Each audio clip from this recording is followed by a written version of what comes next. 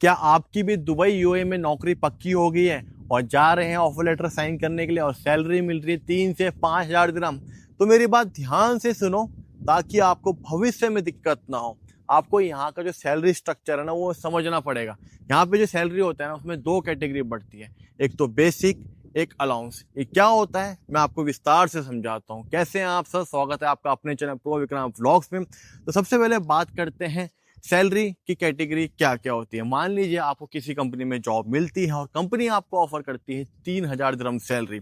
वहां पे आपको दो पार्ट देखने को मिलेगा, एक तो बेसिक सैलरी, एक अलाउंस। यानी कि मान लीजिए 40-60 का रेशो होता है। जैसे कि बेसिक सैलरी आपकी होगी 1200 से 1400 दिरहम और अलाउंस आपको मिल जाएगा हाउसिंग का, ट्रांसपोर्टेशन का वगैरह, बहुत सारा हो सकता है। तो इसमें बेसिक सैलरी जो होता है ना बहुत ज़्यादा इंपॉर्टेंट पार्ट होता है। क्यों? क्योंकि वही डिसाइड करता है कि अगर आप कंपनी में आपको ग्रेजुटी कितने मिलने वाली है जब आप अपना काम छोड़ते हैं, और अगर आप कंपनी में ओवर टाइम करते हैं। यानी कि अगर आप कंपनी में जॉब कर रहे हैं, आपकी सैलरी तो है 3 हज़ार, आप ओवर टाइम करते हैं तो जो ओवर टाइम आपको मिलेगा ना वो आपको पूरी सैलरी के हिसाब से नहीं मिलेगा, वो मिलेगा आपको आपकी बेसिक सैलरी के हिसाब से। और दूसरी इंपॉर्टेंट चीज़ ये है कि अगर आप कंपनी में काम करते हैं तो आपकी ग्रेजुटी जो बनेगी ना वो फुल सैलरी से नहीं बनेगी। अगर आपकी सैलरी 3 हज़ार दिरहम 5 हज़ार दिरहम है उससे नहीं बनेगी। आपकी जो ग्रेजुटी बनेगी वो बनेगी आपकी बेसिक सैलरी के हिसाब से जो आपकी है 1200-1400 दिरहम।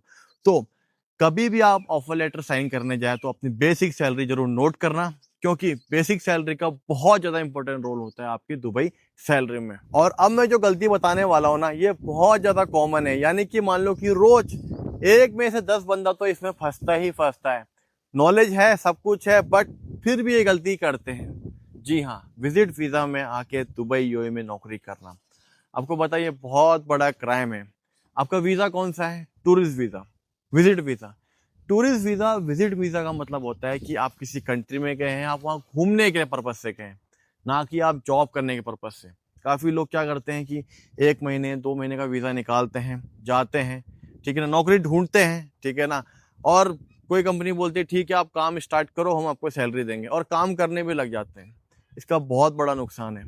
आप 1 महीना काम कर लो, ठीक है ना, 2 महीना काम कर लो, अगर कंपनी सामने से बोलती है ना हम आपको सैलरी नहीं देंगे तो आप कुछ नहीं कर सकते। आप सोचेंगे नहीं यार ये तो मेरा राइट है, मैं जाके कंप्लेन करता हूँ मोहरे में। तो पता है क्या होगा? आपके ऊपर बैन लग जाएगा और आप 1 साल से ज़्यादा के लिए एब्सकॉन्ड हो सकते हैं। विजिट वीज़ा, टूरिस्ट वीज़ा में काम करना बिल्कुल भी अलाउड नहीं है दुबई यूएई के अंदर।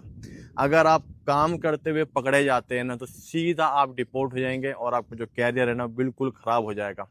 कंपनी आपको बोलती है ना कि आप काम करो हम सैलरी देंगे, आपको वहाँ से निकल जाना है, ठीक है ना। आपको वहाँ पे बिल्कुल भी रुकना नहीं है, 1 मिनट में आपको सीधा निकल जाना है। और जगह ट्राई करो, आपको काम मिल जाएगा, पर ये गलती कभी भी मत करना। काफ़ी लोग हैं, काफ़ी लोगों का एग्जाम्पल है, मैंने देखा है कि वो लोग काम करते हैं बट आखिर में उनके हाथ में कुछ नहीं आता है, उनका वीज़ा भी ख़त्म हो जाता है, टाइम, पैसा, एनर्जी सब बर्बाद।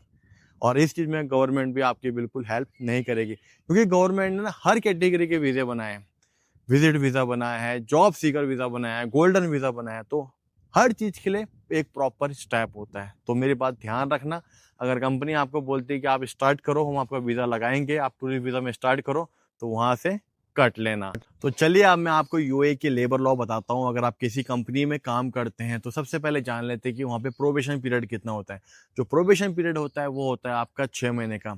अगर 6 महीने के अंदर अगर आपको कंपनी किसी भी वजह से टर्मिनेट कर देती है तो आपको 14 दिन का टाइम मिलता है। अब बात करते हैं एनुअल लीव की, यानी कि छुट्टियां। आपको साल में 30 छुट्टियां मिलती है कंपनी के थ्रू में, यानी कि हर साल आपको 30 छुट्टियां आपको मिलती है कंपनी की तरफ से। और अगर आप कंपनी में रिजाइन देना चाहते हैं तो मैं तो ये बोलूंगा कि प्रोबेशन पीरियड में कभी भी रिजाइन मत देना। अगर रिजाइन देते तो कंपनी के कुछ रूल होते हैं, मिनिमम 30 डेज का तो आपको नोटिस पीरियड आपको देना पड़ता है।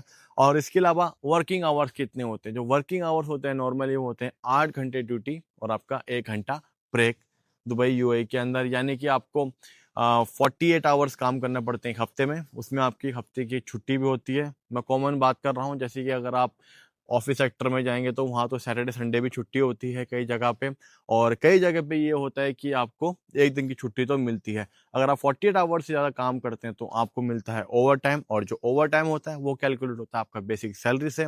और कुछ कंपनीज क्या करती है, आपको कॉम्प ऑफ देती है, यानी कि अगर आपके ओवर टाइम हो जाता है 2 घंटा, 3 घंटा, 4 घंटा, तो उसको मिला के आपको एक दिन का या आधे दिन का ऑफ आपको दे देती है। तो ये कुछ बातें हैं आपको पता होनी चाहिए अगर आप दुबई यूएई में नौकरी करने के लिए आ रहे हैं। उसके अलावा एक इम्पॉर्टेंट बात ये है कि अगर आपको कंपनी में कोई भी दिक्कत हो रही है आपको सैलरी की या वाइस वर्सा कुछ भी हो सकता है, तो आप डायरेक्ट मोरे से कांटेक्ट कर सकते हैं और अपनी कंप्लेन बता सकते हैं। उम्मीद करते हैं कि आज की वीडियो आपको पसंद आई होगी, और वीडियो को ज़्यादा से ज़्यादा शेयर करो ताकि जो लोग दुबई यूएई आने वाले हैं उनको प्रॉपर नॉलेज हो और एक अच्छी लाइफ, एक अच्छी नौकरी वो पा सकें दुबई यूएई के अंदर। चलिए इस वीडियो को एंड करते हैं, मिलते हैं अगली वीडियो में। Until then take care, good bye, Jai Hind, जय भारत।